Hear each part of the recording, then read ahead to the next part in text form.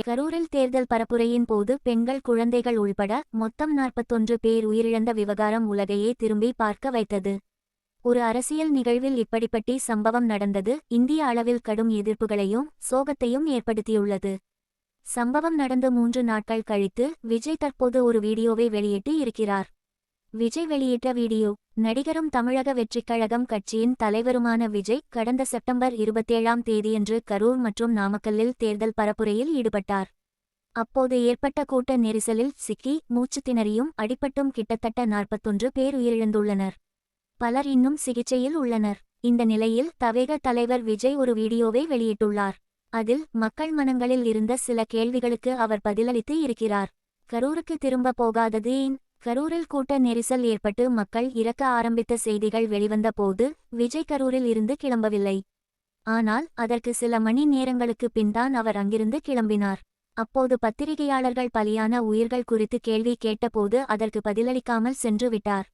இது பெரும் சர்ச்சையை கிளப்பியது.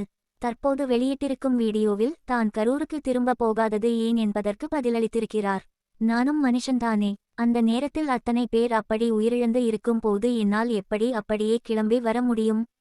நான் திரும்ப அங்கே போக வேண்டும் என்று யோசித்தால் அதை காரணமாக வைத்து அங்கு வேறு சில பதற்றமான சூழ்நிலைகள் உருவாகலாம். வேறு அசம்பாவிதம் நடக்கலாம். அதனால்தான் அதை அப்போது தவிர்த்தேன் என்று பேசியிருக்கிறார். அரசியல் தலைவர்களுக்கு நன்றி. கரூர் தேர்தல் பரப்புரையின் போது பலர் உயிரிழந்ததற்கு விஜய்தான் காரணம் என்று கூறி ஒரு சிலர் அவரை கைது செய்ய வேண்டும் என்று கண்டன குரல்களை எழுப்பினர். அப்போது நாடக ஒருங்கிணைப்பாளர் சீமான், எதிர்க்கட்சி தலைவர் எடப்பாடி பழனிசாமி, விசிக தலைவர் தொ. திருமாவளவன் உள்ளிட்ட பலரிடம் விஜய் கரூருக்கு போகாமல் இருப்பது சரியா என்று கேள்வி கேட்கப்பட்டது.